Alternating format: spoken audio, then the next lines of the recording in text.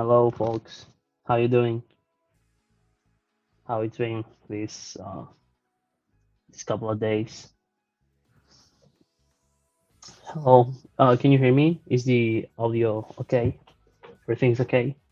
Can you can you hear me? Please confirm someone just to make sure everything's okay. Hello, everyone. Hello, Kaki. Sorry, I'm I'm not pronouncing the name because I'll mess up with the pronunciation. But welcome everyone. Thank you so much for being here. You're in Yoshi. Doing well, learning a lot. That's cool. How are you? I'm good. Quite early here in Spain, but okay. Um, so yeah, thanks, Light, for sharing the checking link. Thank you so much. Don't forget to check in. So yeah, let's get started. People will be probably joining, so will be a recorded stream as always. So no worries about that. You can catch up later on Twitch or YouTube. I think in Twitch, the clips are being deleted. Well, the videos are being deleted uh, in a month or two or so. I don't know exactly, but in YouTube they're there forever. So no worries. Okay, just let me present. Okay, sounds good. Oh, okay, it's Khalid. Okay, hi Khalid. Think you have switched a couple of letters. Okay, thank you so much. Okay, so first of all, who am I? I'm Nelfo. A lot of you probably had me on some streams before. I've been a coach at DMLH, well, a streamer, mm, well, a coach, since January last year. So it's been a year now. And yeah, I love machine learning. So I'm trying to learn everything more, every time more about it.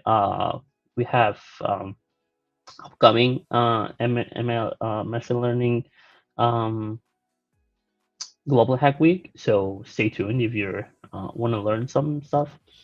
And yeah, I live in Barcelona, so a lot of you already know that because I always do this mini presentation just for new people. But yeah, I'm from Spain, sunny Spain they call it. It's not always sunny, but yeah, it's cool. Okay, so what are we going to do today? We're going to talk about cybersecurity for developers. Okay, it will be more an introduction, and we will see some techniques how to avoid to get our websites. I don't know, just stolen or some information stolen or something, because it's really important. Will talk about yeah the well the yeah that's the an introduction, how to some resources you can use to test your website too, some resources to get some new um, exploits, let's say, or whatever, so you can prevent them before happening to you in your website or in your college website, high school's website, whatever. You can check for vulnerabilities there. There are also companies that pay you like prices and that stuff for finding vulnerabilities. So yeah, a lot of you probably are just developers. You're not into cybersecurity and exploits world because it's a huge world. It's just another branch of engineering, let's say. But yeah, I think with the stream you can get like the basics, so you can cover yourself, just in case you want to build a website, or I don't know, maybe build a startup and you're making an ad and you want to get it, secured before launching. So, but yeah, if you want to get more into cybersecurity, like 90% cybersecurity, 10% development, that's a whole another branch. It's a really, really, really huge world. There's a lot to learn. It's really exciting too. I've been learning some cybersecurity like 3, 4 years ago, and I didn't know it was that big. I thought it was like, okay, just a couple of exploding um, software just to see, but it's huge. You can use what I cannot tell you. Okay, so yeah, let's get into it. Okay, what are we going to do today? Just as I explained before, we're going to explore some. Just let me get the glasses off. Okay, because I'm not writing code, so no way. Okay, so yeah, just some clarify some points. Okay, we're going to talk about why security is so important. How different websites got famous websites like Facebook. I don't know if you remember Ashley Madison. The Ashley Madison thing was years ago about this dating website where all data got exposed and a lot of marriages got broken. Well, it's not a software problem for sure, but yeah. Lately, you've been seeing like the GTA 6 leaks. I don't know if they are all real, but there are some footages. I think they got leaked last year or something. I don't remember the dates, but I remember a leak and GTA 5 source code and all that stuff. So you might wonder, how is that possible? Like Rockstar has a ton of security, everything is, but sometimes things are quite easier than you think. You can send, I don't know, you can get into the Slack of the employees and send a link, and someone is has like hundreds of employees. You cannot control every one of them. So someone just clicks a link and gives random access to random stuff to random people. So yeah. So that's it. Why security is so important. The second point will be growth of software vulnerabilities. You'll see a graph about uh, I don't know, since let's say 2000 or 2001, in how different software vulnerabilities were and are, because the thing changed a lot. Obviously, there's much more. Okay, let me connect the charger. I'm sorry. Okay, so obviously, things changed a lot. Um, in 2003, there were like, I don't know the number, but let's say 5,000 websites. Now there are like hundreds of millions. So things changed. So yeah, and then the third point will be attack surface. By that I mean, let's say the different surfaces where you can get attacked. Okay, because it's not just it cannot be just your fault, your website fault. Maybe it's you have the website host in Google Cloud, let's say, and they get hacked. Okay, so you're getting hacked, but not because of you, because of some dependency, let's say you're using, or let's say libraries or whatever. Okay, so let's say you're using an API to do authorization checks, let's say, and that API gets hacked. So every request you make to the API, you're not really making it to the API. You're making it to an external. But I don't know. Let's say they redirect you to an external, um, API or whatever. So you're just sending all your data to that external API, thinking that it's, let's say, Google Maps API, and now it's like X API. Well, I said X, not of Twitter, but like everything or anything. Can you lower the music volume? Yeah, sure. Ooh, I just didn't remember I had the music even. Okay, yeah, I can just turn off the music. Thank you so much. Thank you. So yeah, it cannot be just your fault. Sometimes it's just the dependencies you're using, and they got it's kind of messed up because then you lose like all the security you give to the person, sorry, to the company they're using your API, or let's say reputation. But yeah, uh, for point, we're going to introduce a WASP. What's a WASP? Um, what's a WASP and what they do? Okay, so yeah, okay, now it's turned off. Okay. And then we're going to see some methodologies, let's say, like injections, SQL injection. You all heard of uh, SQL injection sometime. Broken authentication, sensitive data exposure, XML, external entities, broken access control, etc. Okay, so just we'll be just explaining them. A brief introduction, how to prevent them, how to prevent them, and just some tips. So if you're building something, okay, so we have a question here. Okay, let's see.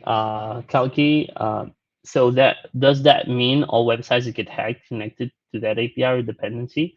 Yeah, it depends. Let's say, for example, you have an endpoint, okay, to Google Maps, or I don't know, you're using uh,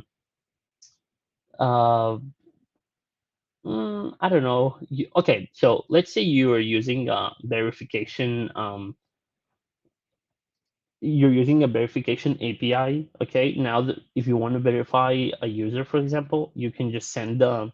Let's say you send the you have an endpoint where you send the phone number of your user, and the API returns to the user. Let's say an SMS code, like this 6-digit code, let's say. Okay, so the API got hacked. Let's say Twilio, probably you heard of Twilio. Let's say Twilio got hacked, and now that endpoint, it's not the phone number you're sending to verify, it's not sent to Twilio but to an external server. Okay, so it's not your fault because you thought you were sending the data to the endpoint of, well, actually you're sending the data to the twilio.api slash verification slash the number, let's say. So now you're sending the phone number of your user, not to Twilio, because Twilio is supposed to protect all the data, and etc. or whatever. So now you're sending a bunch of data. Okay, a phone number, it's not a big deal, but if you're making credit card verification and all that stuff, it can get messed up really quick. Okay, so that happened to me. I don't know if it was something similar, but a couple of weeks ago, I booked a hotel from a website. I'm not telling the name because it's quite big, but um, okay, yeah, I made the booking. It was not even paid; it was just for the reservation. And then, like 20 minutes after that, I started receiving like charges of $2-3 from Lebanon. I don't know. It's uh, Lebanon. Yeah, I think in English it's Lebanon too. Okay, so from Lebanon, and I was like, okay, what's that? Hopefully, I used Revolut and they just blocked the transactions because it was quite strange. Because I was in Morocco. So yeah, I don't know what happened there. I contacted the website, and they say that it's not anything related to them. Okay, I just blocked the card. So I don't know what happened. It never happened to me before. So I don't know. For sure, not booking there anymore. But yeah, I hope you get the point. I was thinking the same thing. So yeah, basically that's what I meant. But not all the uh, the websites. It can be targeted. You know, you can just target X website or X requests or whatever, and do whatever you want. So, okay, Fuller Tipo, yeah, it's my country. Okay, so someone from your country got, I think it was like a pharmacy, online pharmacy or something like that, called Cantir or Cantre or something like that. But yeah, okay. Okay, let's go. So why security is so important? Okay. Here we have some news about some big webs, huge companies. Let's say Microsoft is not big; it's huge, with thousands and thousands of employees. Um, so here we have Nintendo, Microsoft, Twitter, now X, Facebook.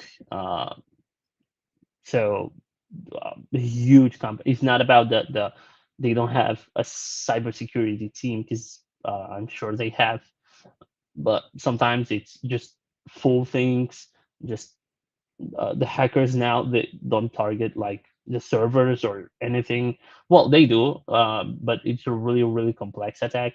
But sometimes they're just targeting employees and sending them, sorry, links and viruses and things like that, and they just click it. Now a lot of companies, well, I would say all of them, but at least the three have been working on. Um, they have like this onboarding cybersecurity, um, thing about don't click, I don't know, uh, a link you don't recognize, don't do this, don't do that. Before clicking something, confirm it's the link. Because sometimes on the emails they send you like a link. Let's say, um, well, it's not a link; it's a text. Like HTTP, 2 points. Okay, I say HTTP //twitter.com /post /2035. Okay, so okay, it's just a post from Twitter, but then that's the text, and you can change like the link. Something, probably you've seen that. You can make a link, send a link, and then change the text. So you click twitter.com, but that redirects you to anything else. So yeah, um, just you need to confirm that the link. You can just press with the right button and say copy link, and then paste the link before hitting enter or return, whatever. Um, so you can just check if that's Twitter or not. Okay. Um, so yeah, that's some easy way to fool anyone. But yeah, and sometimes what they do, they send the links on a mobile, so they detect if it's okay. So this is crazy, okay? Because now it got so sophisticated that let's say I want to send you a link because in the phone you cannot see like the whole address. It's not the same opening a website on the web on a computer, let's say, than in a phone. And sometimes they send like these random links, like this HTTP X dot 25 blah blah blah. So you can get your information like changing some stuff. But since if you open the website, you just see clearly the link because it's the bar this huge and you can see it clearly. But in the phone, sometimes if you use Safari, you can just well, the link just hides under like the bar, the link bar just hides underneath, so you cannot see the link properly. So what they do, they use the user agent of the website, and they have like a simple if saying if user agent is Google Chrome web or whatever, or iOS Chrome, um just redirect to the original website, let's say to Twitter, And if it's in the user agent is from the phone, just send to the random link. Okay, so when you enter that link from the website from a computer, you just get the original and the official link. And when you access that link from the phone, you get the hacking link, let's say. Let's put it that way, so you don't see clearly the link. That's kind of tricky. Okay, that happened to me with an SMS. I tried to open that link on the web. It was something about like a packaging company saying that I had a package that I need to pick up or something, and I needed to pay like just a couple of euros, well, just a couple of dollars, let's say, just to get that package because there was some tax missing, and they want basically your credit card information. It's not about the $2; it's about the information. So yeah, obviously I didn't put the information. Yeah, in the booking website, but that's another thing. Um, okay, let's say here we have a question. Uh, uh, mm, like the Reddit link leak. I don't know that much about the Reddit link. I think something happened with Reddit some months ago. I don't remember if it was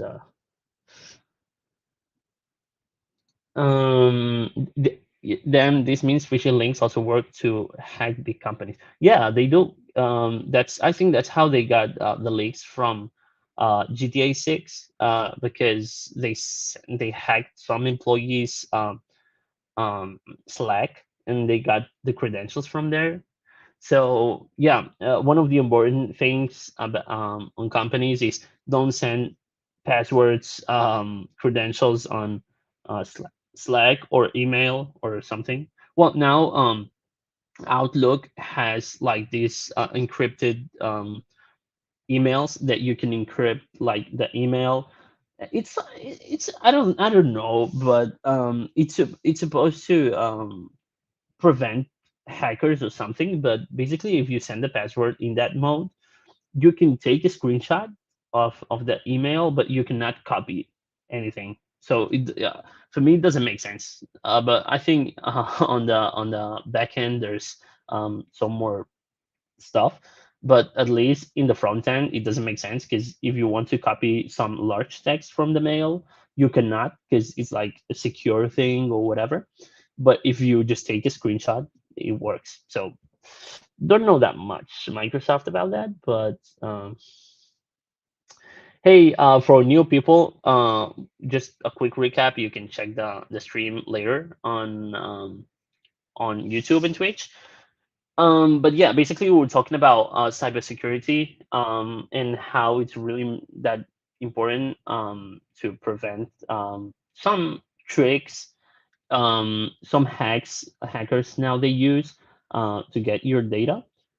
And later on, we will talk about some different hacking methodologies and how to prevent them. So yeah, I will show you now a website, and we will talk about um, the growth of the vulnerabilities and all that stuff. Okay, so let me just answer some questions here, just not to get them too long. So yeah, that's what you missed. You basically missed just a quick introduction and different ways hackers use to take your information. And later on, we will talk about how to secure your web application or your mobile app with and prevent them from some general and more let's say used hacking tricks. Uh, let's say okay, we have a question here. What is a day exploit? Basically, a 0 day exploit, it's an exploit that you just got, and it let's see an unknown exploit that no one else has noticed, and you it's like when you get a bug from a game because you play that much that you get a book that no one else has, because let's say you let's put it that way to make it simple. It's basically a first an exploit that no one else knows, and a lot of companies offer rewards to get them like these kind of exploits, just to prevent other bad hackers, let's say, to use them against them. So you can be a good hacker and make a bunch of money just finding some different exploits. I think big companies like Facebook and all that stuff, they have like dedicated websites for these kind of things, and you can just contact them and say, hey, you have an exploit here, blah blah blah, and this is how it works, and this is it, and this is it. They will check it, and if it's okay, they will just give you some money. Well, some money sometimes is like 50K, 100K, so it's not just some money. But yeah. Uh, oh, okay. I didn't know about the Reddit leak. That's cool. Well, not cool, but okay. Here we have 0 0 explaining. Thank you. Uh, there. Okay. Here conversation. Have to look it up. Okay. Here we have a conversation. Oh, okay. So I thought they were questions. You're just having some chats here. Okay, that's great. Thank you. Thank you. Um, okay. So I have a website that I want to show you. It's this one. Okay. Okay. It's this one. Let me show you. Presents. Um, it's this one. Okay. So basically, what we have. Let me see. Repa. Can you see it clearly?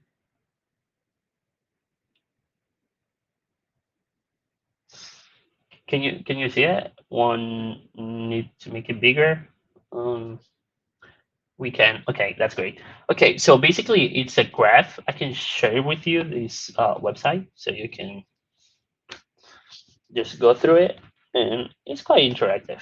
Okay, it's basically the different data leaks that happened in the last years. Okay, well, it's until 2022, but you can get an idea here. Probably soon they will update the 2023. Okay, so in this one, for example, as I told you before, it's not this, as you can see. Okay, 2004. Okay, these ones obviously are the big ones. I don't think like really real small websites are here, because there are some small websites or blogs or something like that that got hacked, but are not on the list because they don't know about them. But let's say some big ones. Okay, 2004. Here we can see AOL, and 2006 too. They didn't learn that much from this one, but yeah, it was not that big. Here we have 2007. Here we have Dai Nippon Printing. To be honest, I don't exactly know what this company does, but let here we can see 8.6 million records lost. A former contractor to the firm stole records containing the personal data of customers. If you click, probably you'll get the news. Yeah, you can get like the news and more description of it. So TJ Maxx, TJ Maxx. Okay, it's a store chain. Um, okay, so as you go up and you just get more digitalized, let's say, we can see a bunch more. Okay, so here we have, for example, 2015. There's this one, friend finder network, 400 million records lost. Almost every password used on adult friends finder. Cams.com. Okay, we're not getting into this website, but you can all just get an idea of what it is. We have LinkedIn. uh, 117 million records lost, a massive batch of login credentials. We'll talk about the login thing, okay, later on. But was in 2016, okay, 117 million. Imagine if this happens now. Okay, MySpace. I don't know if you remember MySpace. It was like something like um, Skyrock. It was called Skyrock, Skyrock, or something like that. I don't remember. It was like a website, like a social media website or something. Okay, so Yahoo 500 million. Facebook, as always, thank you Facebook for protecting the. Well, now they got much better. Okay, don't take into account this one, but now they got much better. So um, Shanghai police, so 500 million records lost. Database containing records of over a billion Chinese civilians. Okay, so as you can see, it's quite serious, the problem. Okay, so basically you can just see some here. You can filter finance. Okay, let's see finance. Experian Brazil. Okay, Capital One. Okay, this was 2019. Um, okay, so you can see some small points here. Probably these ones are the small ones. Let's see. Okay, let's see. Yeah, okay. Heroku. Um, but yeah, you get an idea, right? So yeah, here you can.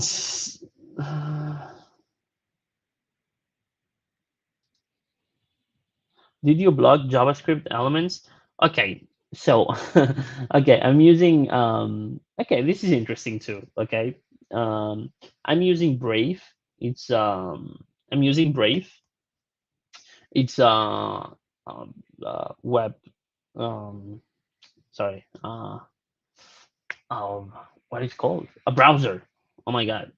Okay, it's a browser, and basically I have an ad blocker, but not like this YouTube ad blocker. It's a complete ad blocker. And I don't know if you know how ad blockers work, but it's interesting.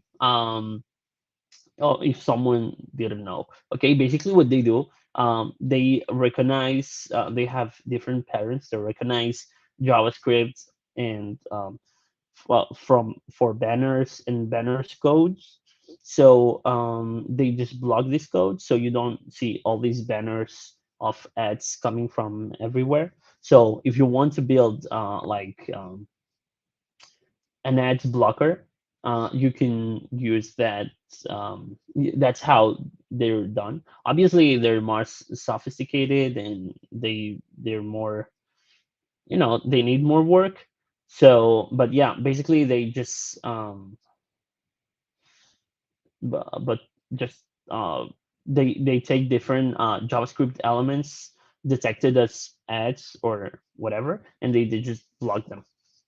But yeah, I didn't block JavaScript elements. It's probably maybe they just detected as an ad and they blocked it. Uh, Aadhaar contains all the information regarding Indian citizens. Wow. Okay, so as you can see, it's tough. Um, um, okay, so here we have a question. Why is credit card details not considered? Um, what do you mean by credit card details not considered? Like they're not considered on the list or something? What do you mean exactly? Um, but yeah, I think they are considered as a leak, data breach, or whatever. They're uh, oh,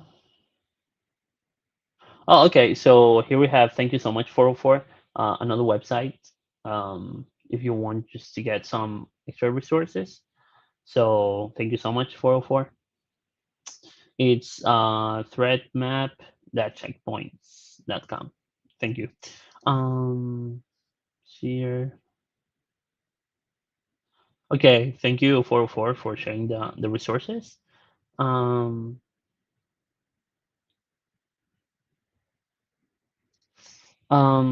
looks like much originates from USA. Yeah, I don't know the number of tech companies, but probably because in the US, maybe in India too, there are a lot of tech companies, and obviously more tech companies and bigger ones, more information still stolen. Sorry. Um, let's see if there's another question. Uh, no, no.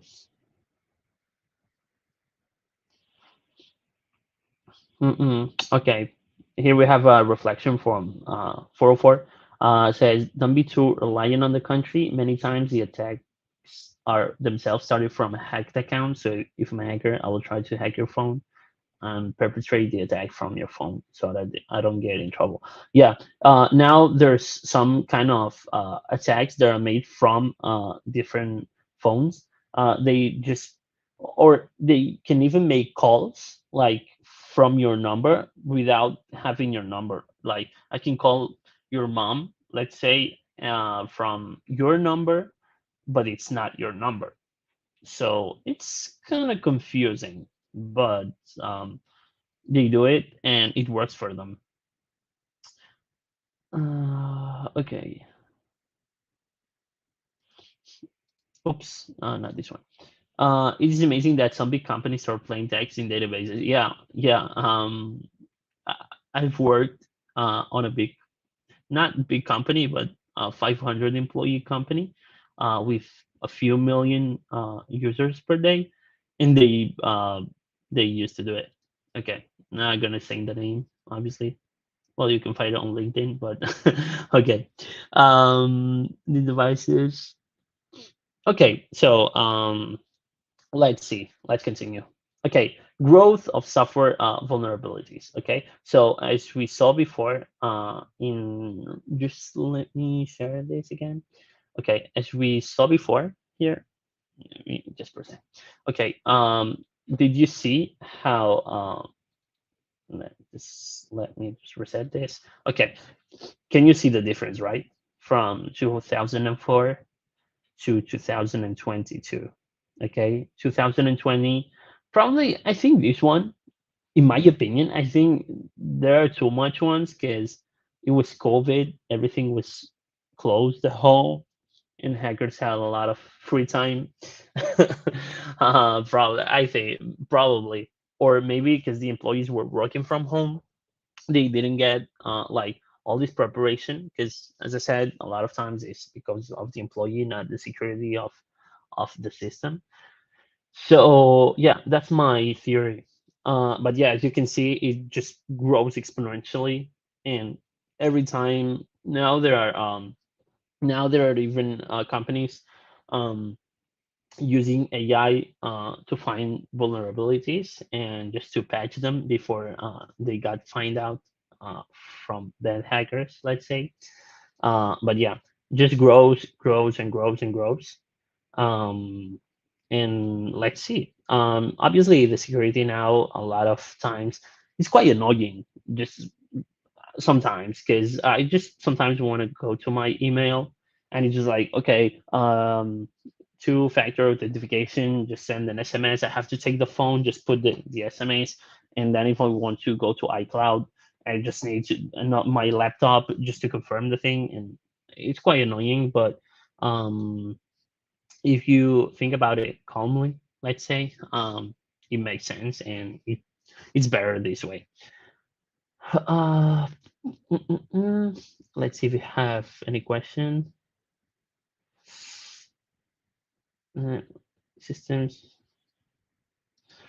Here we have. You'll be so surprised how bad their data management is. Okay, yeah. As we said, different. I see. But yeah. A SIM swap scam. Okay, yeah, yeah, that's what I was talking about before. They do it, and it's really, really dangerous because now you have your email attached to the phone. You have your bank, even the bank attached to the phone. They send you confirmation numbers there. You have everything attached to the phone, literally. So any confirmation, they send an SMS on your phone. So it's messed up.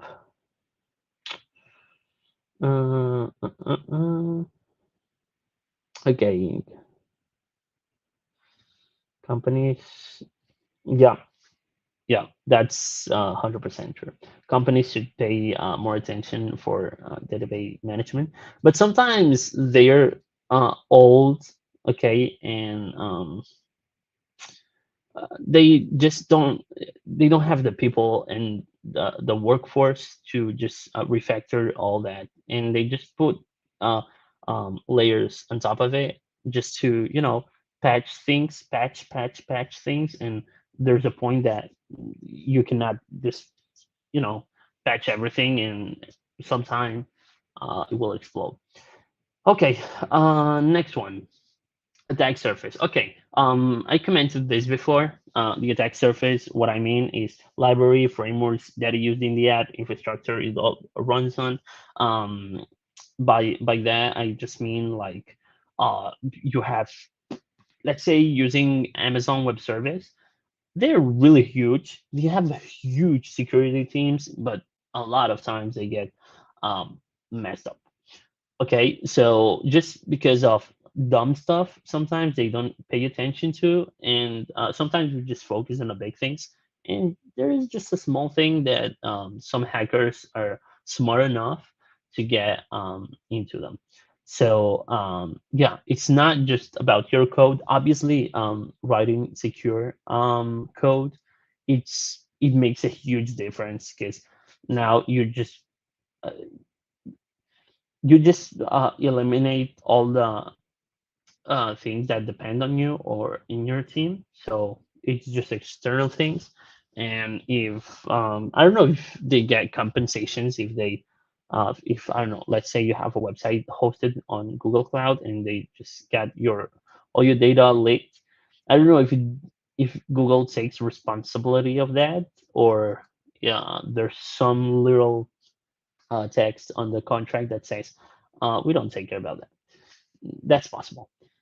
So yeah, make sure to have good practices developing software. Okay, it's in a way that thing that guards you against accidental security vulnerabilities. Okay, so please, good code, quality code, maintainable, modular, secure. Okay, we'll see that in a moment. So let's see. Okay, what is a WASP? Okay, you've seen this name in the introduction. Basically, it's a volunteer organization of people dedicated to spread, let's say, secure coding and application security tips. Let's say there is a website. It's like one of the largest collections of application security knowledge um, that you can find, and you can find a lot of exploits, a lot of vulnerabilities, a lot of tips, a lot of new hacks that just uh, are new. Let's check the website. Okay, this is the website. Okay, I just put the top 10. Top 10 is a standard awareness document for developers and web application securities. Depends, blah blah blah. And here you can see the top 10 of of vulnerabilities, how they work, what kind of problems you can find, little tips, how to solve them, and everything. Okay, we will cover some of them in a moment. Um, okay, so we have here a comment that um, from Anonymous. Yeah, but I think a simple SMS might not be sufficient to understand the action or target. Sometimes it is. Sometimes it is because let's say in iCloud, okay, let's say you have okay, I'm not showing the iCloud, but if someone has iOS or a Mac or whatever, if you go to iCloud and you just verify yourself, let's say with the SMS, okay, they get into your iCloud, you have your pictures. Like right now, probably I have like 23, 24,000 pictures. They have all my contacts. They even have notes, the notes application. You can find different notes. You can find screenshots of conversations of people that I know or I talk to, whatever. Let's say you can find pictures of my family now with uh, I don't know, image recognition, sorry, on Google. You can just take a picture of my sister, let's say, put it on Google, and you will see her Facebook or her LinkedIn or whatever. So you can just start pulling, from there. So sometimes you can get a lot of data. It's like, have you seen these GeoGuessr players that these competitions? They just see a screenshot of a road, and they're like, "Oh, this is the Highway 45 and from Norway. That's why." And it's because the trees are this way and all the this way. Sometimes if you just analyze the data, with just small amount of data, you can get a lot of information. But yeah, just make sure you got it secured. Okay. So yeah, this there are a ton of OS projects that are free and open source. You can check them. Let's say, okay, this is the top 10. So you have different chapters, different projects. Let's say mobile application security. Um, okay, deliveries. Here you can find these OS projects. Testing guide. Okay, it's the mobile application security testing guide. MAST. It's a comprehensive manual for mobile application security testing, fundamental learning resource for both. Da da da da da da. Okay, so you can find a bunch of different projects depending on what you're looking for, or web security testing guide. You can get a guide on. I think it's okay. Webs. Okay. We have different scenarios, how to test your code, how to, I don't know, how to contribute to the project, whatever. Okay. So it's, sorry, I lost you. Okay. Here you are. So yeah, that's OWASP. Just check it. I will leave you with the link on the description. Let me see. I just want to share the link with you. Uh, like OWASP. Okay. Let me see.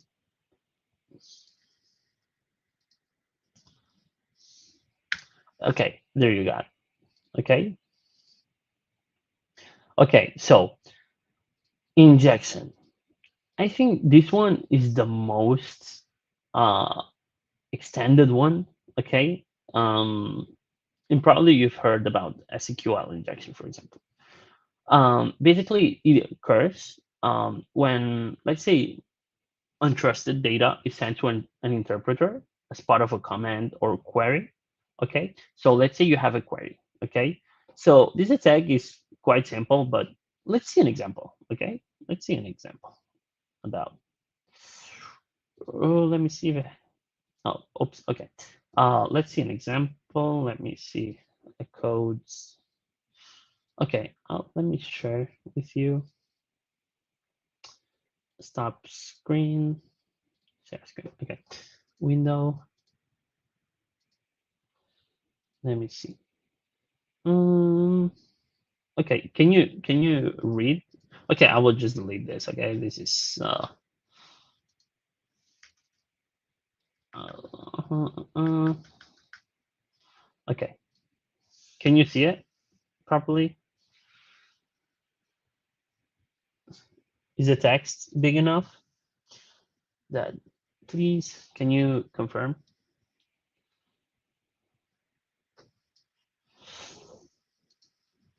Okay, I'll assume that you can see it.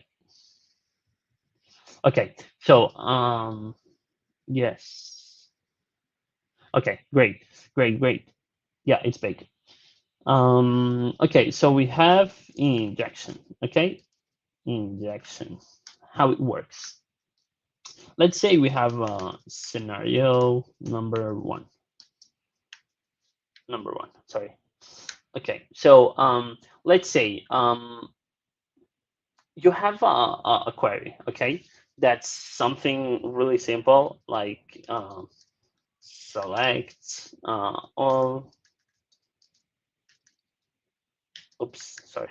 From accounts where customer ID is equal to plus, let's say you have a request that gets parameters. Okay, whatever. Okay, so this is your code. Okay. Okay, so this is your code. Okay. So basically, you have, I know some, so okay. So here we have in this example the select all from accounts. This will be the table on a database. Let's say it's called database, whatever, where customer ID is this one. Okay. So what happens when attacker modifies this ID, let's say the parameter ID, in their browser to send, they send something like this or this. Oops, sorry. Okay, can be something as simple as this. Okay, so what they do, they change the meaning of the query to return all the records from the account stable. So now we would have something like select all from accounts where customer ID will be equal to, oops, this or 1 equal to 1. Okay, so this one is messed up because if you don't have the proper, now we'll see how you can mitigate these attacks. But if you're just have this, you take every input, they can put something like just simple as this, and they can get all the data from your customers, well, from the accounts. Okay, so now in case instead of just finding just a specific user's data, you're finding user's data of everyone. It's messed up, but it's more messed up if they can delete your data, if they can execute like a drop. Uh, okay. I thought we had a question here. So we can see this one will be for getting data. Okay. So they just try to. There's no users called this way. Okay, but um, let's say okay. Uh, SQL. Okay, just leave it this way. So now we have the second scenario. Um, the second scenario will not just be the getting, but dropping the table. Okay. So let's say the user ID, you make the same request. Okay. Let's say in this case you're getting uh, this one, customer ID 87. Uh,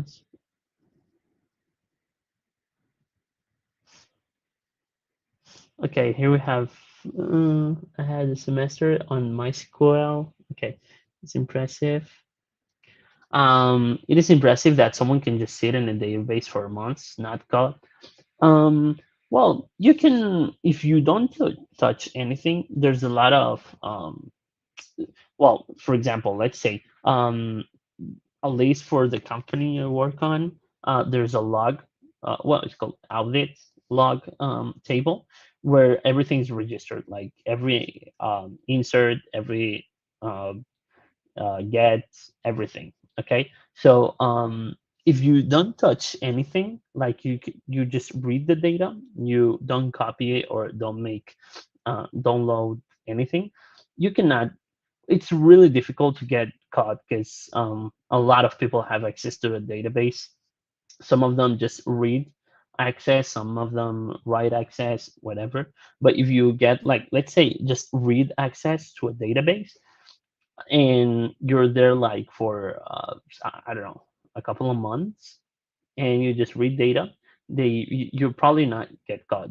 If you're using someone else account of that company, let's say, and they just notice some random activity that they don't do, they can just raise their hands and say, hey, I didn't look for this information, I didn't execute this, but it's really complicated to remember all the things you've been. And sometimes there's a general user. It's a bad thing, but sometimes there's like an admin user, an admin password, whatever. And with that user, a lot of employees make requests and change data. Okay, it's really, really bad. But there's companies that they do it. They have like this random user from 5 years ago, and they just use. There's some employees that know this user exists. They just use it. No one else knows. So feel free. Uh, well, okay. So it's really entirely possible my database. Okay, nice to see you chatting about this. That's cool to see.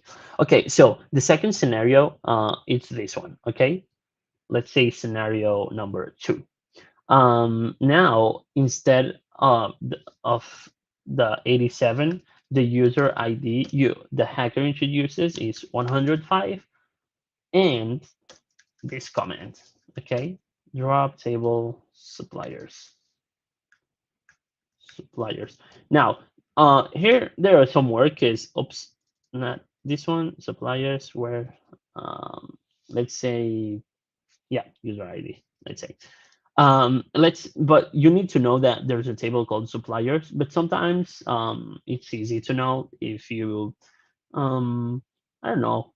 Probably you can, uh, do something um, to expose to get like an error from the database with PHP. I don't know if someone did PHP, and when you had this database error, it will just pop up a huge message that says um, error in table da blah blah accounts da da da da da da. Okay, so it's quite simple if you know how to do that. But yeah, so this what this does is change all the meaning of the request. So you're not just getting the supplier's information, but of the user, let's say 105 or whatever.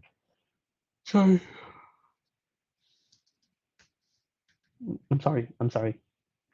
So now we're changing the meaning of the query to return all the records from the accounts table and drop the table. Okay. So it's this messed up. Okay. So how we can prevent this kind of injections. Okay. So what we have to do, it's quite simple, but sometimes it's not done properly. It's validate the input. Okay, so we need to validate everything that we send to the database or to the backend or whatever. Okay, it's really simple. It can be just a function. Okay, let's say you have users, let's say emails. Okay, you have a login and you have to introduce the email and the password or whatever. So it's quite simple to know if the email is the email. You can just create a function just to check for the at symbol. I don't know, yeah, it's called at symbol, like this A with the round thing.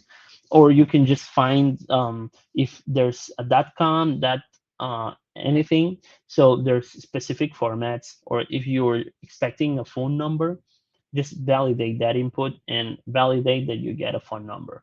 And if not, you just send a message from the front end, like an error message saying, um, let's say, hey, you have um, okay, the format is not correct. Probably you've seen that before, or when you're introducing a credit card before hitting pay or whatever, it says format not correct, missing one number. Okay, so because every credit card has 16 numbers, have this date, whatever, so you're not getting random inputs from random people and random websites just to, you know, try to mess up with your data.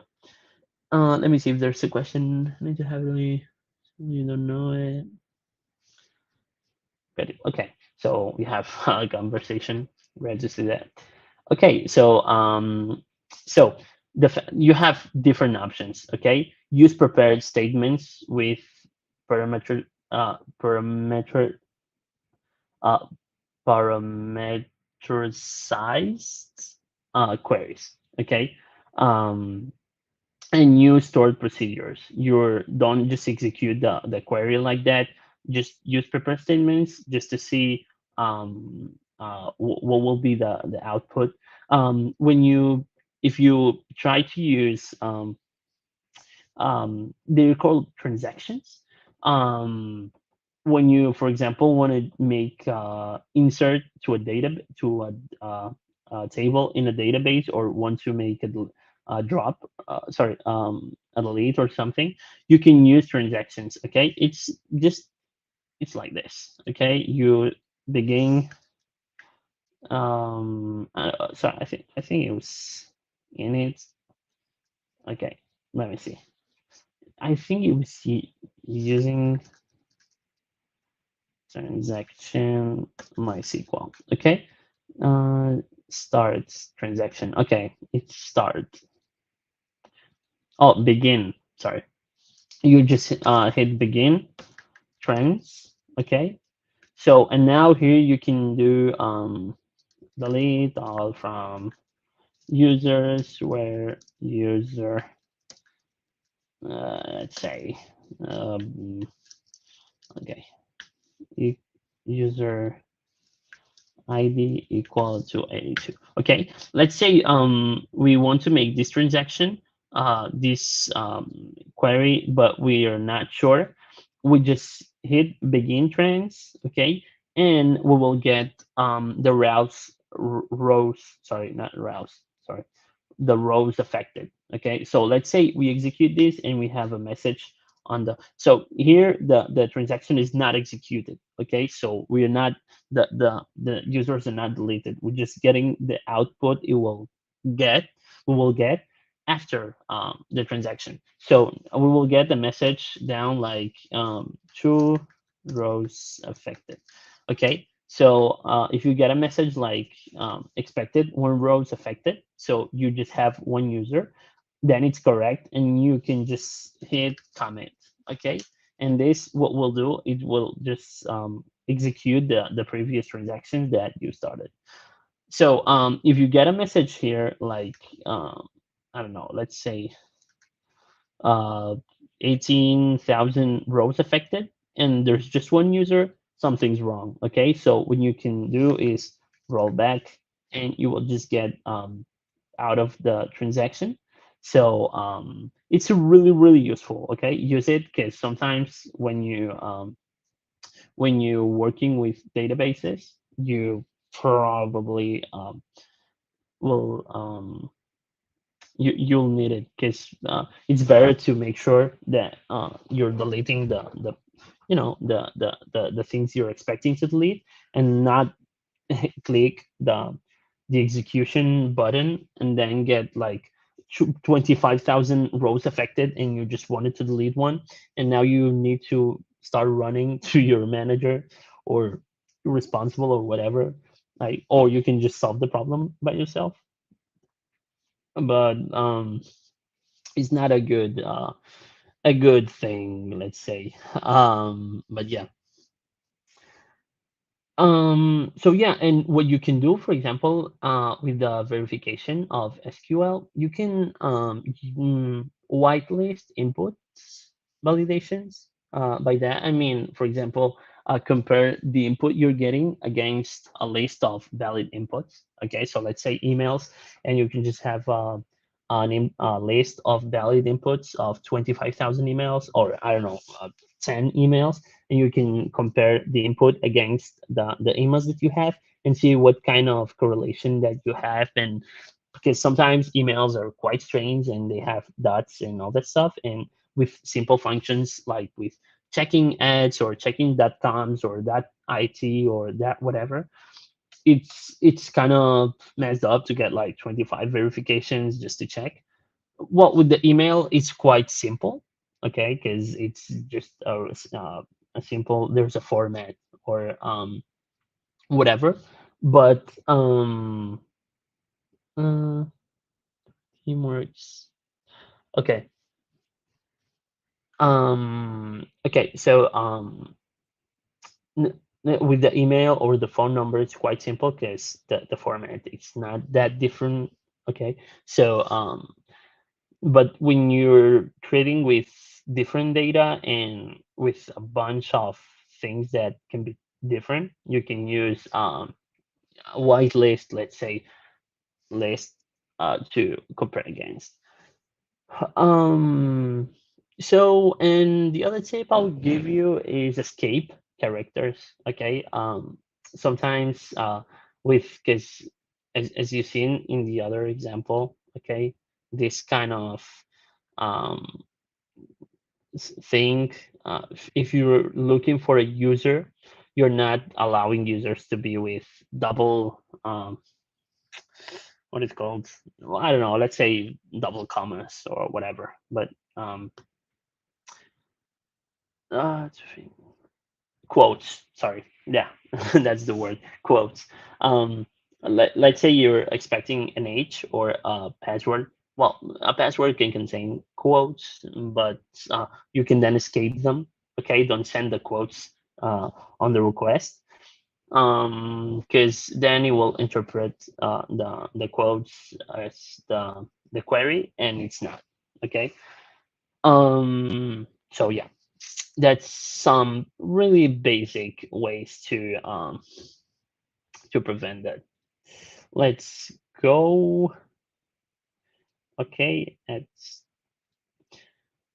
so let's see another vulnerabilities. Okay, like broken authorization. Sorry, authentication. Okay, so basically it refers to a weakness in two basic areas: the session management and the credential management. Okay, both can be classified as broken authentication.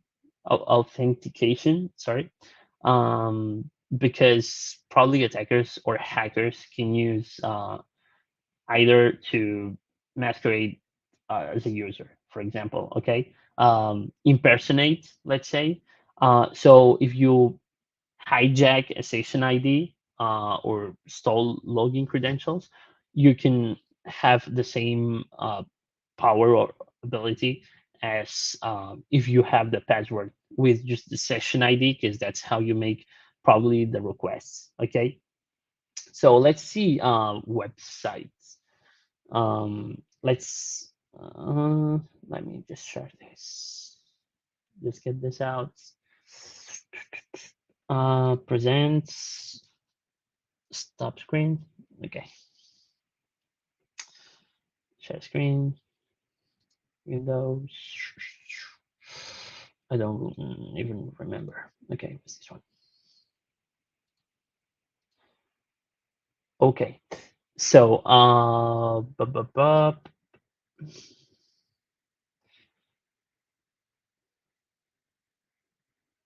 okay. So let me see, because I have a 25,000 screens open.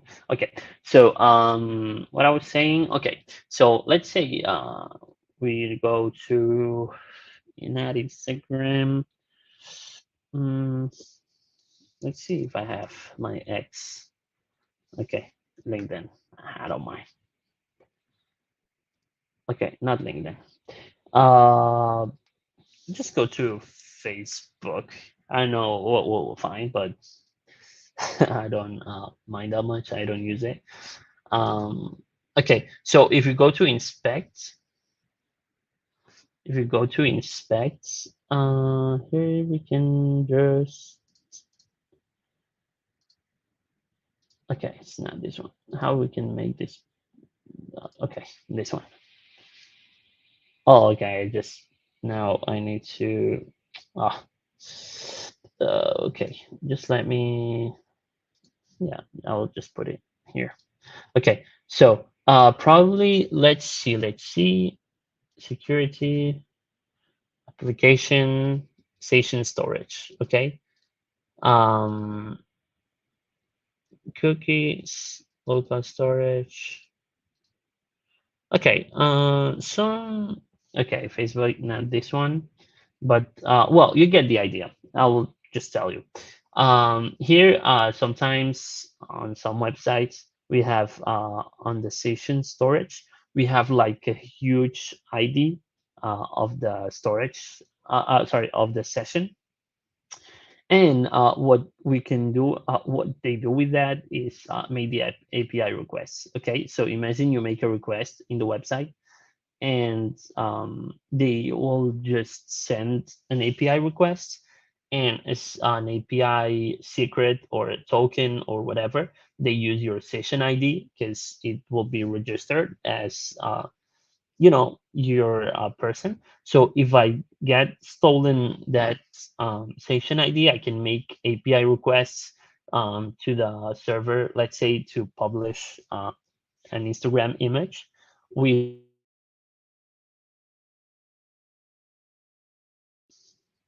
Okay, sorry, I just muted myself. Um, so, sorry, I'm reading the comments.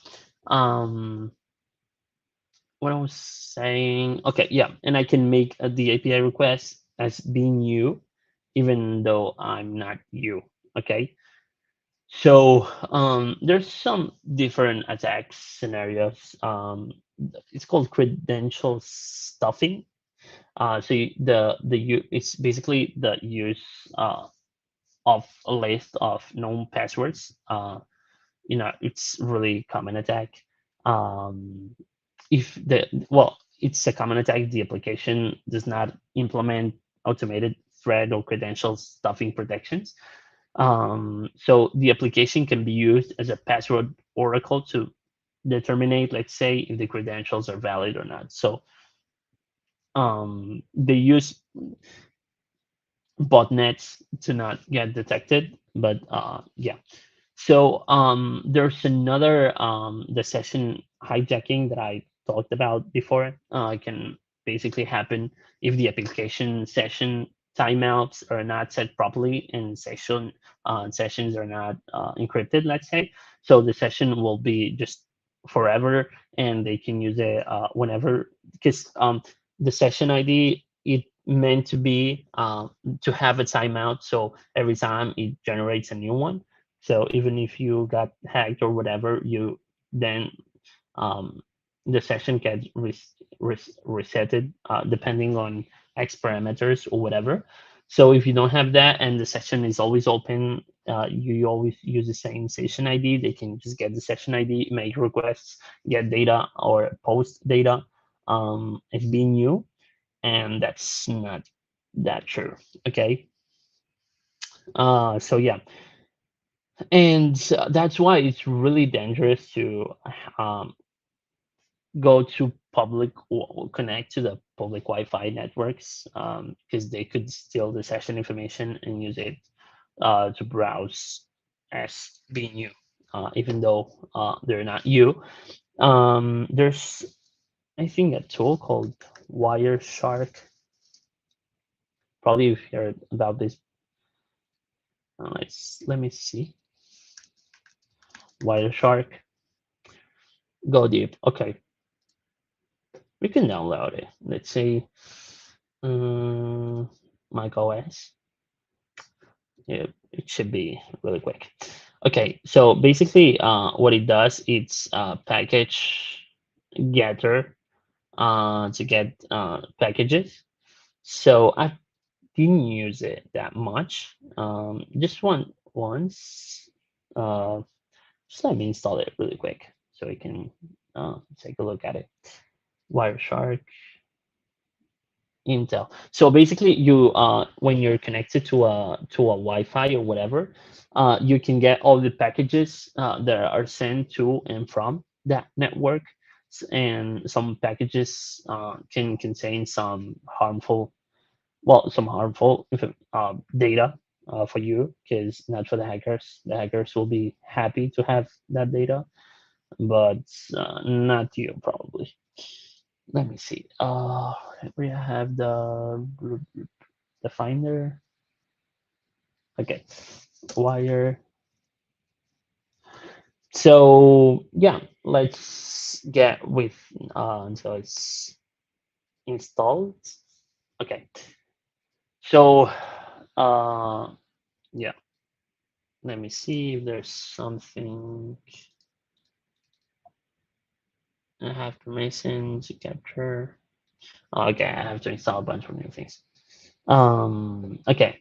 But yeah, basically you can try it before after the session with your network, and you'll see how easy it is to get even you can get passwords with not secured websites. Let's say you're in an airport, okay, and you okay, don't do it. Okay, try to do it in your house network. But let's say you're in your house network capturing the packages, and your mom or sister or brother, father, whatever, goes to a website that's cool. Probably it will be quite old if they don't have this kind of protection, or they just want to get messed up. Um, and it's a simple HTTP website with not that much security, and they log in and they don't have any protection. You will get like the credentials, like the user and the password. Like literally, it will be user, password, and the package sent. So it's mm, okay. Let me check if I have a question. It's been so hello Tintin.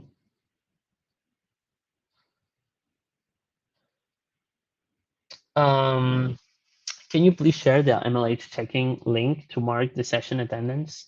Yeah, I've shared it before, and in the okay, just let me share it again here. Uh, there you go. If you forgot to check in, please check in. Um, um, hello, I'm not a chatbot. Okay. You have someone questioning Tintin's botness. Um,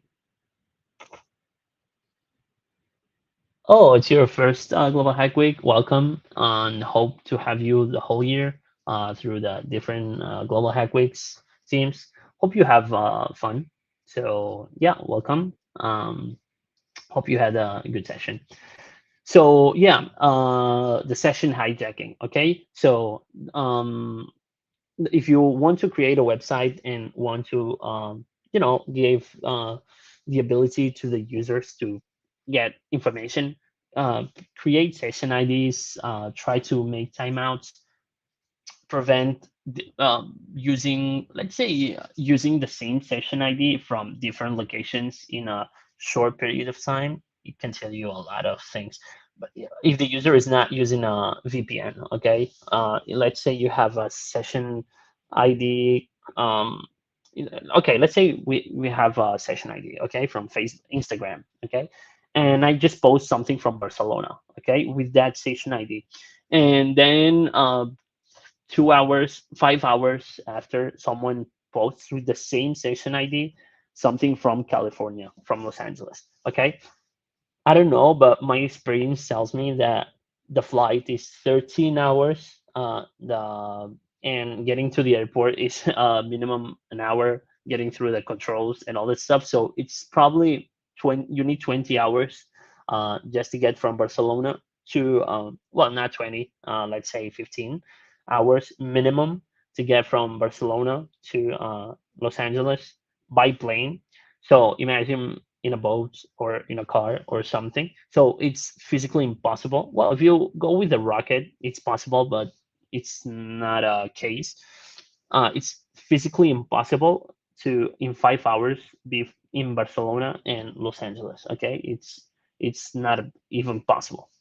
So it can tell you something. So there's a lot of uh, points that you can work with and use to avoid this kind of attacks, okay, in your website. And some tips I would give for the session hijacking or the authentication management. Use unique user IDs that are hard to guess. Okay, don't be like user 25, user 26. Okay, don't do that incremental user ID thing. You can do that in a database. There's an auto incremental uh, session is that works to keep you logged in.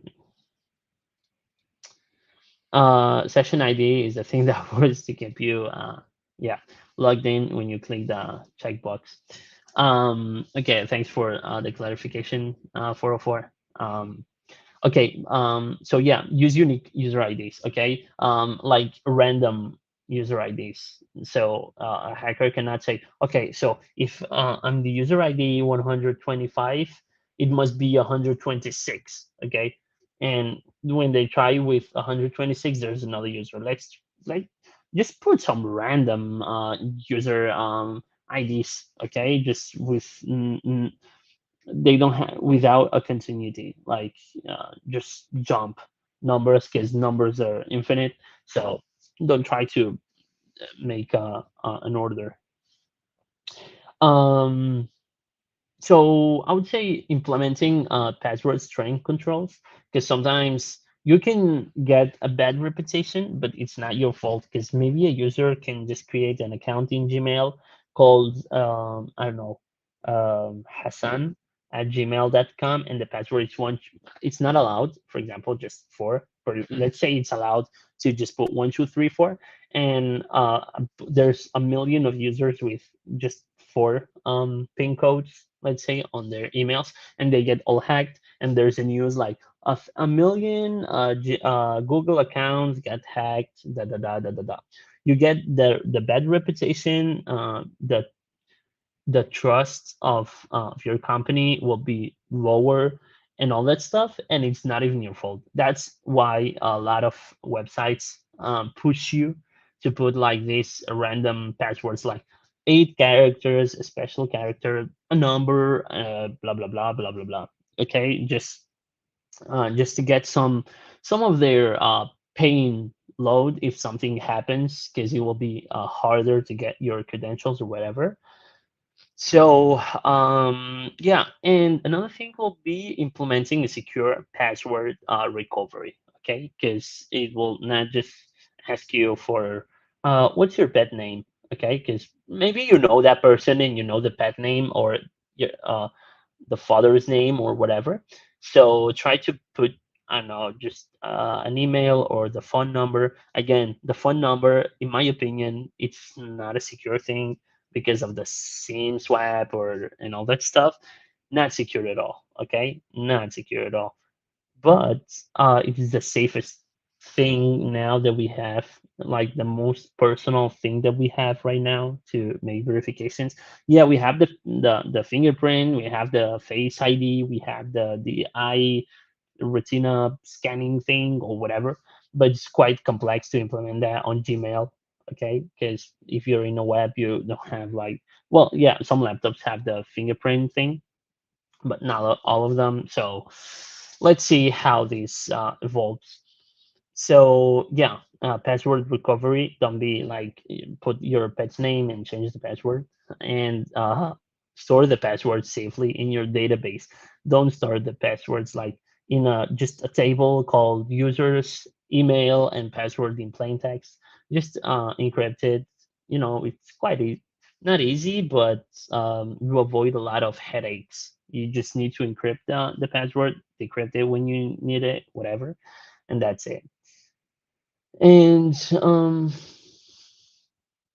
so yeah, and I would say, okay, you can use re-authentication for sensitive features. Let's say, for example, sometimes in Amazon, sorry, if you want to check your credit card information, you just need to re-enter the password. Okay, so that's because, let's say, you just left your Windows laptop open, and you just want to go somewhere, and you just go and come back, and there's someone just trying to see your I don't know, in your family or in your work, your toxic work place, because I don't think in a sane workplace someone will just snitch in your Amazon account to see the credit card. So you cannot just, click see details of my credit cards, and that's it. You need to re-enter the password. Probably you've seen that in a bunch of places. Let me see the if we have any question, but one,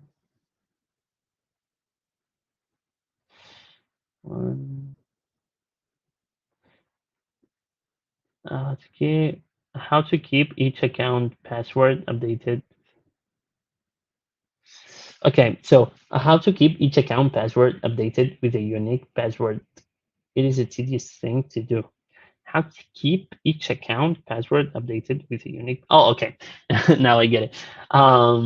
It was a lot of unique password account. Yeah, it's quite difficult. You can use. To be honest, I use the same password in a bunch of websites. Sometimes it's different, and sometimes it's not. It's a tremendous yeah, there's a lot of people, and I've seen something on the comment, the password manager thing. I don't trust that, because okay, you can have really good there's one called um there's one called I remember, passkey, key pass or something, pass something, pass, okay, it's just one. um but I don't trust that. I cannot put like 25 different passwords in a password manager, and then they got hacked, and instead of just one password, it just got 25 passwords hacked. I need to, update all of that. But uh, my my tip will be just delete all those accounts. No, just kidding. Yeah, it's quite difficult. It's quite difficult. You can use a pattern, like a pattern that just let's say, for example, for social media, password, website passwords. There's something slash number related to something that you remember about that social media. Okay, let's say, I don't know, just a random pattern that you can remember, but no one else can know. Okay, then just put Facebook under slash 2570. Okay, Twitter under slash 2470. Okay, because if you get one, you get all of them.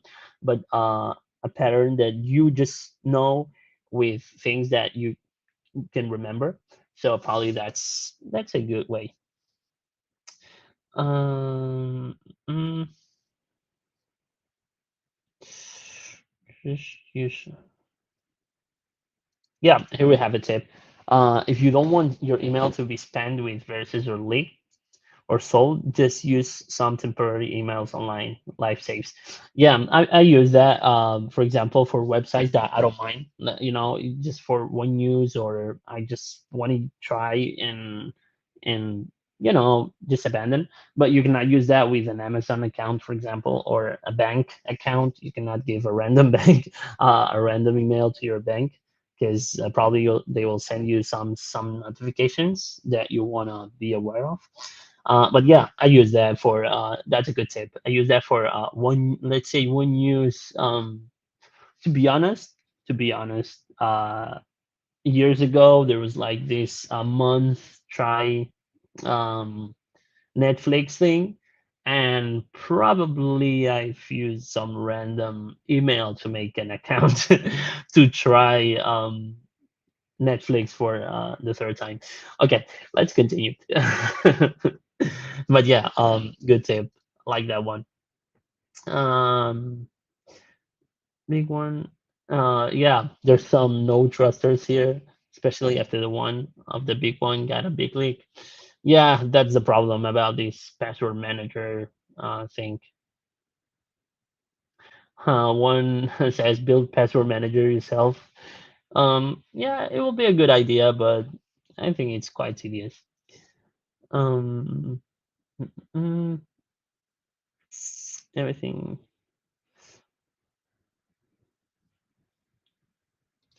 Oh yeah. Someone says everything has a vulnerability. Password managers are just much more better than the alternatives. Yeah, that makes sense. Or get a offline password manager. You can get. I don't know if that exists. Probably will exist. I have this. Um, let me see. Let me see. Let me see if I can show you something. Okay, I have this. I don't know if you can see it. This ledger, the this crypto ledger, uh, pen drive thing or whatever. Probably there's something for passwords. I don't know if that exists, but please confirm if someone knows. But probably that exists, and you can just save them on a ledger, let's say, or well, the ledger I think is the brand. But you can save them on a USB stick or something, and you can get all your passwords safe offline, and that's it. I don't know if that exists, but probably will exist. If Oh yeah, LastPass. Yeah, that one. So um yeah, so there's another just to finish this one. The as we talked before, the sensitive data exposures. So you the sensitive data. I mean passwords, credit card numbers. Let's say health records, and personal information.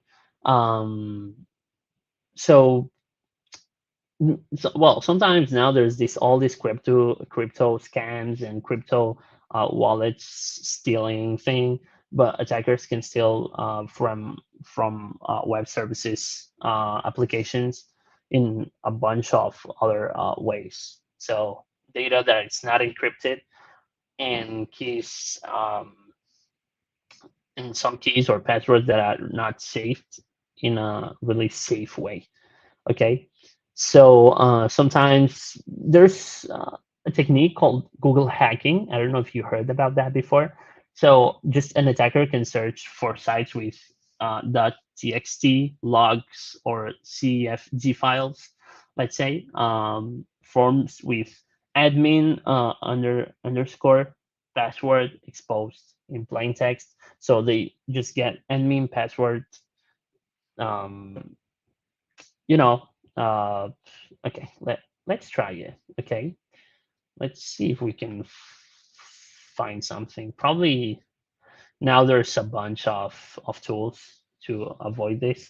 Um, but yeah, let's go to Google. Admin password. Uh, let's put XT.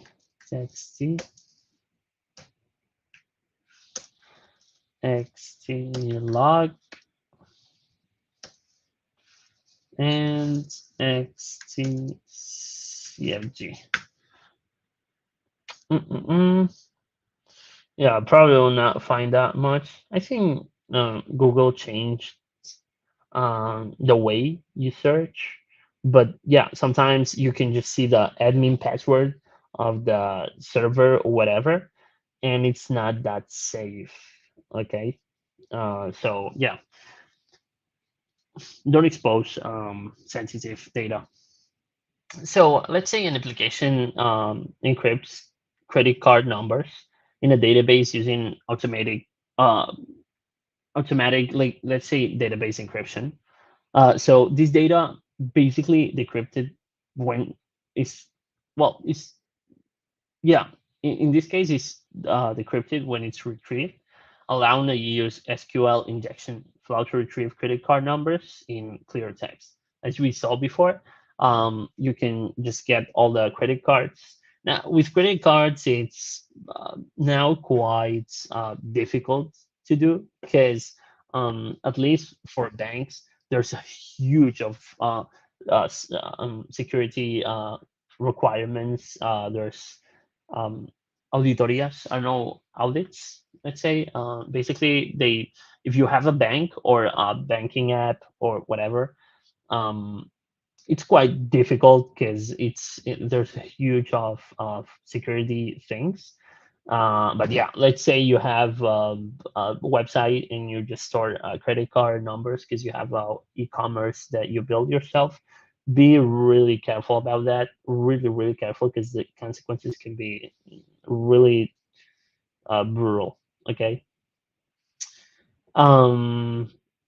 So yeah, sometimes sensitive data, the problem is sometimes it's stored and it's not needed.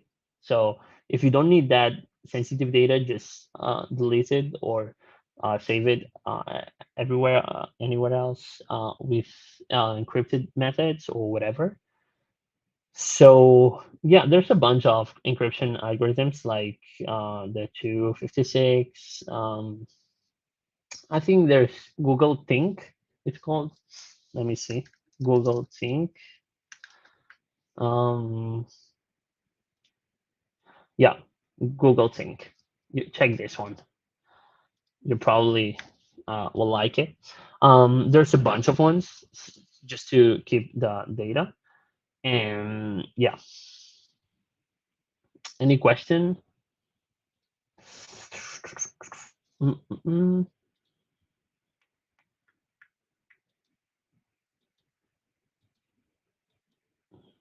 Any question? Any question?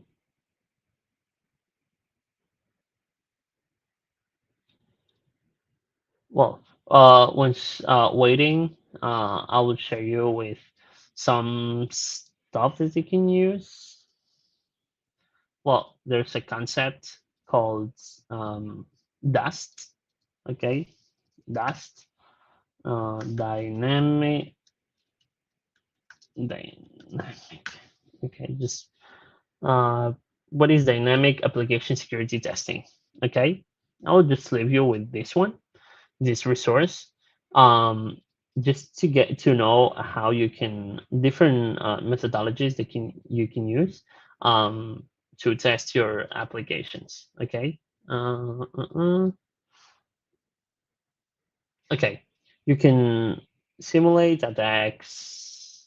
Let me see. You have this one. Okay.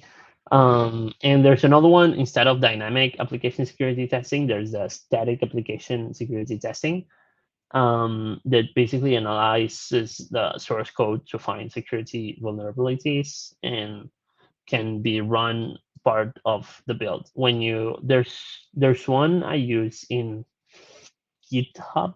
I remember the name exactly, but there's a bunch of them in GitHub. GitHub. Sorry. Um. I was reading. Is this a trustworthy site? Can anyone please confirm? I don't know it. Um. But I don't know. I don't know. Um.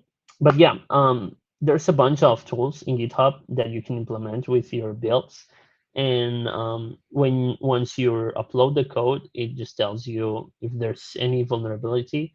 Now there's a like these SQL injection things and all that stuff are really old. Well, when I say old, is they've been using them since, I don't know, 10, 15 years in minimum.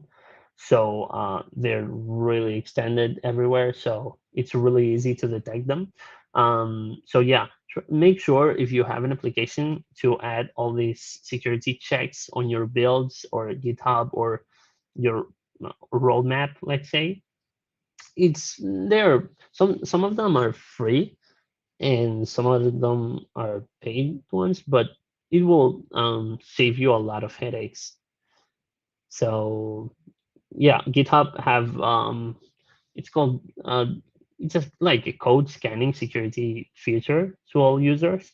And if you upload like a commit or something with some credentials or whatever, it will just tell you, hey, you have here credentials. Make sure that it's intended, okay? Because sometimes you just forget some API keys there, and a lot of people can use them. Oh, sorry. I just clicked. Oops, I just clicked it. Uh, pounds. Okay. So, yeah, sharing some resources. That's there is the different. Amazon has the Amazon Code Guru. It's called. Let me check the Amazon Code Guru code review tool. Okay. Amazon Code Guru Security. It's this one. Um, okay. So yeah, there's a bunch.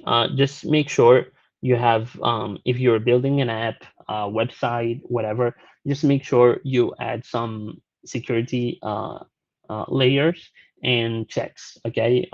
Once you upload the code or make the build or deploy, whatever, but make sure to check it. It's quite easy to get some stuff. There will be new hacks every day. You'll need to keep updated. But there's a bunch of websites that you can search uh, vulnerabilities, websites or software vulnerabilities 2023, let's say, and you'll get a bunch of new ones. You can use pen testing yourself. You can do some hacking uh, and some, just be like a bad guy. Okay, take your website and say, okay, I want to get all the information possible from this website. I will try all the possible ways because that's what they do, and I will just make sure everything's safe. Okay, just be your own hacker because you will not damage yourself, and you will get the same information. And yeah, um, so yeah, um, that's it. Hope you had fun. Hope you learned something. We Let me see. No, no question. So yeah. In conclusion, be safe out there. Don't fall in scams. There's a lot of scams. There's some this uh, I don't know. I don't know. Even my cousin got scammed, and she's really smart. I don't know how, but they managed to make her send them like Apple gift cards. I don't know, iTunes gift cards or Apple gift cards or something like that. And yeah, sometimes they're really, really convincible. Okay, so they use all the information they have about you or your job. Um, they know even if you're rating a package from Amazon and which are the products of the package, and they can make it seem like it's really Amazon. It's They're really sophisticated now with AI. They can even change voices. They can change video recordings. They can change emails. They can send emails from I don't know, maybe it's an Amazon email, okay, at Amazon.com, whatever, and it's a scammer. That can be possible. There's I don't know, the scam call centers everywhere. They they have teams of hundreds of people calling people, scamming all day. So be safe. Don't fall. Every time question everything. Check it. Um, so yeah, and if you're building a website, you want to make it top notch, secure. Just you know, go deep in and find some cool safety strategies or whatever you want to call it, and yeah. Um, let me see. Hey, can you please share the session slides presentation link in the discussion panel? Yeah, I can share that for sure. Uh, by discussion panel, what do you mean? Exactly. Let me see. How can I share it with you? Um, mm, mm, mm. Let me see. How can I share it with you? Oops, not this one. Okay. Uh, I don't know exactly. If you need to share the slides, I can send them to you on Discord if you want. If you need them. Let me, but I don't know exactly here on Twitch how to share the document. Sorry. Um, yeah. What is the discussion window panel? I don't know exactly. Okay. So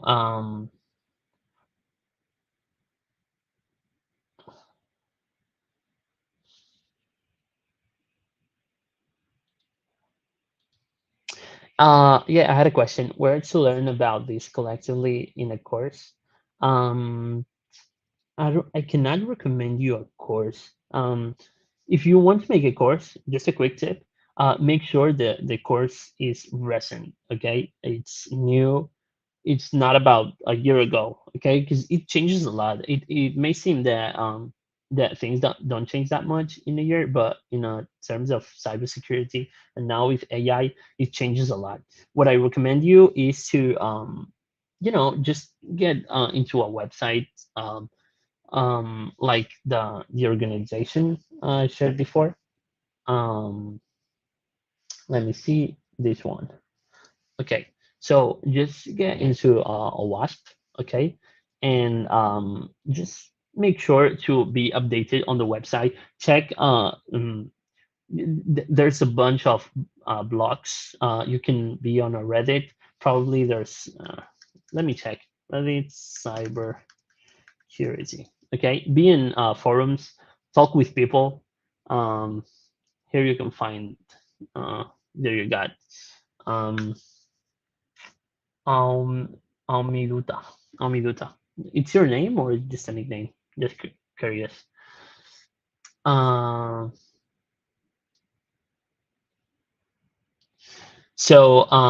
yeah, I recommend you to get into forums and just read everything because people will share attacks they've been exposed to. They will or even join hackers communities like bad hackers communities to learn what they are doing, how they are doing it, just to prevent yourself from that attacks. So sometimes it's not just the good to see what the good guys are doing, but even the bad guys. Okay, so I think it's more, you have more advantage if you know what the bad guys are doing, to just avoid that. Okay, so just get yourself into forums, learn a lot, see what kind of attacks are new, see what kind of, there's always a solution to that attacks and how to prevent them. So just make sure you're updated with that. See chats. Okay. The discussion panel window is the T chat space where to post messages. Okay.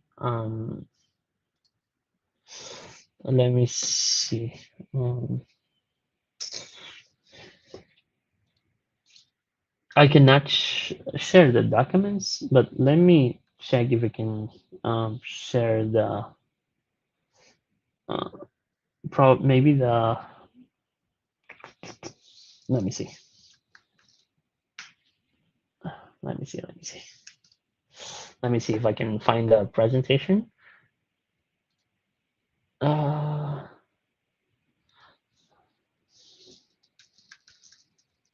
okay. Uh, yeah, I could find the presentation, but yeah, I can share it. Share. uh,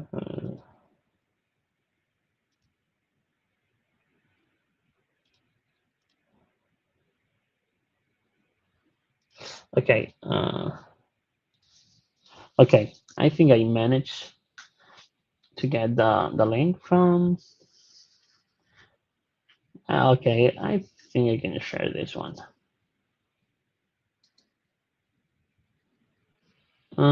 Presentation. Okay, I think I can share you this one. I'm just uploading the presentation somewhere. Well, I just got the link from the Google Drive. So how this works, how this works for you, how this works for you. Um, yeah, okay. Thank you. So there you got it. Hello. The reference resource links overview it while the session stream. Regards. Okay, so we have a question. What are the most frequent adapted cybersecurity in room ROMs and the standards while a project lifecycle development process? What do you mean? Like the the encryption methods more frequently used, or what do you mean exactly? Tintin. Um, are you asking? Okay, let me see if I have some a question. Um, hey Tintin, yeah, I have the same. Can you like paraphrase the question? I don't know exactly what you mean by the while most frequently adapted security in ROMs. Well, I think it depends on the kind of data you're dealing with. But let me share with you something. Uh, oh, okay, okay. Let me share. Okay, you can find this once encrypted. I cannot tell you like the most used ones. Probably will depend on the data you're dealing with and the type of algorithm you're looking for. If it has to be something really complex, or it must be just quick, you know. And depends on obviously the data you're dealing with. It's not the same dealing with small data than with data. No, how we should start a security project. There's different ways. Let me see. I think I don't know if there's someone coming. Because if no one's coming next, I can just extend this a couple of minutes more. But yeah, you can start. I would recommend you a library intro. Let me see. Oh, okay. There's no one coming, so I can just be 5 minutes more if needed. Yeah, say a security project. I can recommend you to start cryptography library, or you can create maybe, I don't know, let's say a website or a program that can they people can use to analyze their websites. There's some of them online that you can see.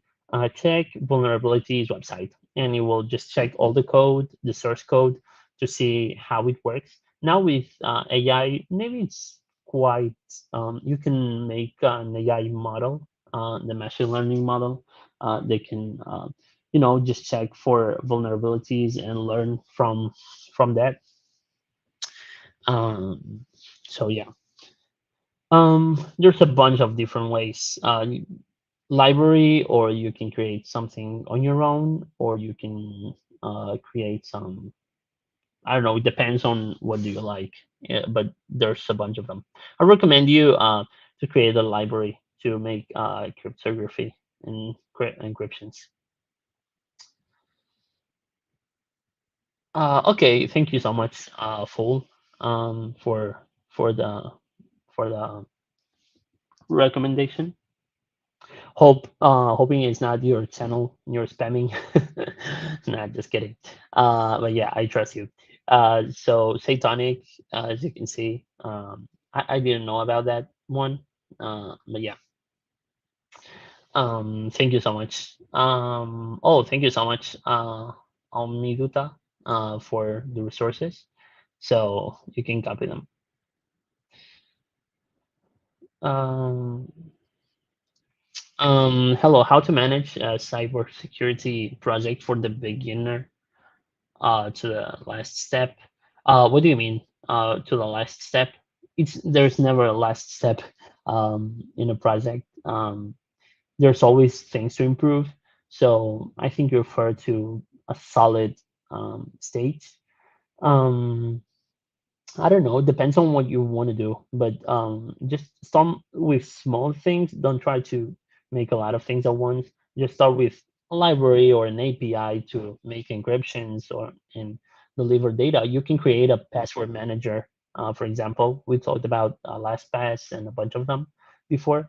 You can try to create a password manager and see the different kind of ways you can protect all the passwords from your users, and and how to make it secure. But you can start with that. That's cool. I recommend you to create a password manager. I think you will learn a lot about encryption, how to save passwords, how different protocols work, and all that stuff. So yeah, so don't think about finishing the project or the last step or whatever. Just try to make it better every time, and there's never a last step. Even Google, they don't have a last step. They're still working on new features, solving old problems from years ago. So yeah. uh, okay, thank you so much for sharing the recommendations. Full, thank you. um, Hello. How to write a cybersecurity report? Do you mean like, okay, I think you referred to these companies that pay you for getting this cybersecurity leaks or some stuff. I would recommend you to. Mm, I've never done that before, but I assume it's something like getting the error, the bug, let's say. Oh, okay, yeah, yeah. Thank you, Full, for the comment. Tintin, here you can have something, but if it's, let's say, exploit, a 0-day exploit, or something that you just find out there's a bunch of information that you need to report. Maybe just small steps. Okay, what's the bug? What it does? Who does affect? How much people are exposed to it? Let's say what economic damage it can cause to the company, how the hackers can later on use that information to get other information. Is not the same getting three passwords from three different users, then getting three admin passwords from three employees. Okay, so the data access you have with these three um, passwords against the passwords from the users are not the same. So just try to write everything. Okay, it's like when you have a startup and you need investors, you need to tell the numbers, what you will do, what you want to do, how you're going to solve the problem, what the problem solving thing is, or whatever. Okay, so yeah, I would assume it's something like that. And as Phil said, um, uh, seriously, so yeah, that's it. You can automate all these reports probably with tools. I've never done that before, so sorry for that, but I'm sure it's something like that. Am I Ralph? Let's see. Oh, sorry. I have a question here from Ralph. Which browsers work with SSL stripping and RP spoofing? I'm having issues learning this. To be honest, I don't know exactly. I can do a quick search for you to see if I can find something. Um,